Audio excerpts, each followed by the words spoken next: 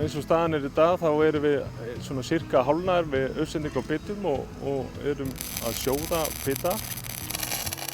Þetta þarf að gerast í góðar aðstæður, þannig að það sé hægt að framkvæma þannig að það var búið að smíða svona skýli og þau verða að setja hérna yfir allar þessar tengingar og inn í þeim verða bitarnir svona saman og síðan þá suðurnar málaðar líka inn í þessu skýli.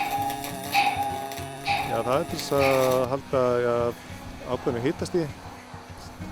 Hitastigi þarf að vera svona 10 gráður og það er á þessum árstíma ekki hægt undir byrjunartíðinni. Við erum í heildina svona cirka 50–60 manns sem komum að framkvæmdinni. Það er allt frá vegagerð og steypu og járnabindingamenn og svo erum við suðumenn og málara þannig að í heildina núna erum við svona 60 manns. Við ættum að hífa brúna hérna yfir núna mánaðamótin ágúst-september og það er mikið verk að flytja svona stóra og mikla brú eins og þessi brú er. Þegar við erum að tjakka svona brýr þá tekur þetta náttúrulega auðvitað mjög langa tíma. Þetta er áætlað svona cirka 10–12 dagar í þá framkvæmd og þetta er gert í nokkrum skrefum.